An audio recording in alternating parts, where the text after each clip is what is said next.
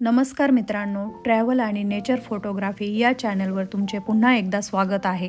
आज आपण एक मजेशीर पण थोडं कन्फ्यूज करणारा विषय जाणणार आहोत।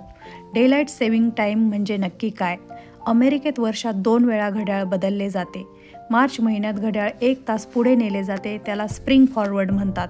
त्यामुळे संध्याकाळी जास्त उजेड मिळतो आणि लवकर अंधार पडत नाही। तुम्ही मार्च महिन्यातील संध्याकाळचे हे दृश्य पाहू शकता।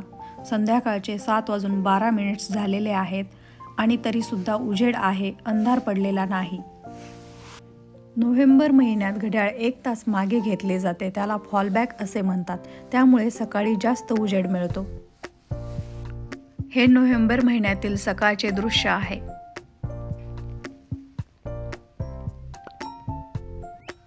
नोव्हेंबर महिन्यामध्ये थंड वातावरण असते, तसेच झाडाची पाने गळतात आणि लवकर अंधार पडतो। अमेरिकेतील 20 राज्यांमध्ये डेलाइट सेव्हिंग टाइम पास झालेला आहे। इथे हिरव्या नकाशामध्ये जेवढे राज्य आहेत त्या राज्यांमध्ये डेलाइट सेव्हिंग टाइम नाही।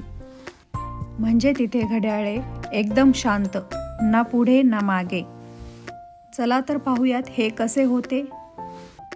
घड्याळामध्ये 9:12 झालेले आहेत आणि कारमध्ये 8:12 झालेले आहेत। म्हणजे घड्याळ 1 तास मागे गेलेले आहे।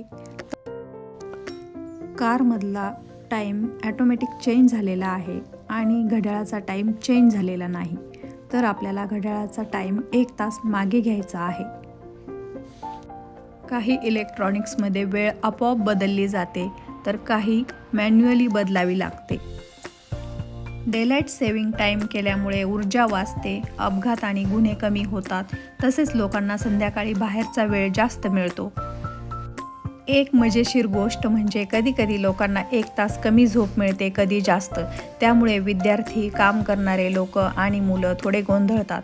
पण काळजी नको, it's just daylight saving time, उजेड वाढवण्यासाठी केलेला छोटासा बदल। महत्त्वाचे म्हणजे इंटरनेट कनेक्टेड इलेक्ट्रॉनिक्स बहुतेक स्वतः बदलतात। मॅन्युअल क्लॉक्स एकदम नेहमी चेक करा, नाहीतर 1 तास गोंधळ होतो। धन्यवाद, भेटूया पुढच्या नवीन व्हिडिओमध्ये।